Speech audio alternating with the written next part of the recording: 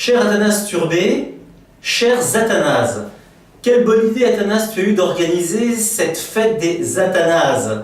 Oui, on est tellement peu nombreux que c'est sympa de se retrouver. Désolé de ne pas pouvoir être avec vous, malheureusement je serai loin de Paris, loin de la France.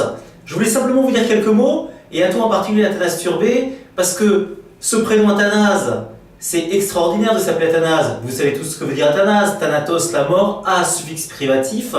Je vous donne donc rendez-vous dans 1000 ans, on devrait toujours être là. Athanase, quand on est enfant, c'est pas toujours facile à porter, même quand on est adulte. Combien de gens déforment notre nom? Anastase, Anastasie, c'est très compliqué. Quand au téléphone on se présente, je pense qu'on avait tous les mêmes problèmes, personne ne comprenait notre prénom. Mais c'est aussi une vraie chance d'avoir un prénom aussi original, ça nous oblige à être des originaux.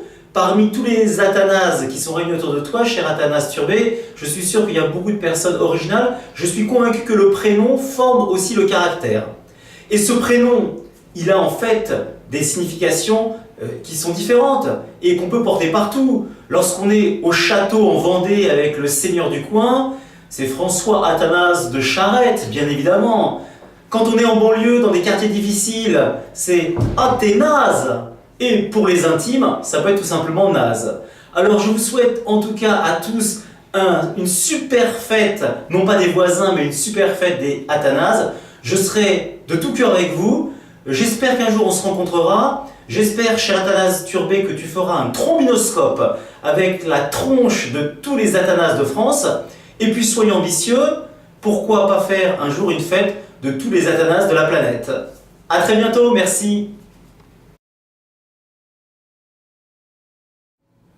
J'oubliais une chose, je me suis toujours posé la question de savoir pourquoi mes parents m'avaient appelé Athanase. Et finalement, mon père est roumain, ma mère est grecque, et dans la tradition orientale, orthodoxe, on porte toujours, quand on est enfant, le prénom de ses grands-parents.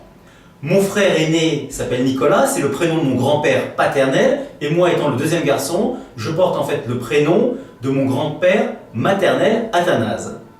Et vous savez, ça simplifie les choses. Parce qu'on n'a pas besoin de réfléchir. Vous vous souvenez tous de ces scènes au moment de l'accouchement où avec votre femme, vous vous engueulez parce que l'une veut vous appeler François et le mari veut vous appeler Victor. Ça pose des problèmes, des discussions interminables. Là au moins, les choses sont réglées de manière très simple. Ça pose un petit problème. Quand je suis en vacances avec mes cousins, j'ai deux cousins qui s'appellent Athanase. À chaque fois qu'un membre de la famille appelle Athanase, les trois se retournent en même temps. On ne sait jamais lequel en fait est appelé. Et puis, je me suis aussi posé une autre question, c'est de me dire, mais pourquoi Athanas Turbé, par exemple, ça s'écrit A-T-H-A-N-A-S-E, et mon prénom s'écrit A-T-A-N-A-S-E. Vous avez la différence? C'est le H qui a disparu. Les mauvaises langues, ceux qui me connaissent, mes voisins en particulier, me disent, c'est normal que ton prénom s'écrive sans H. Toi, tu l'as fumé. Voilà, à très bientôt.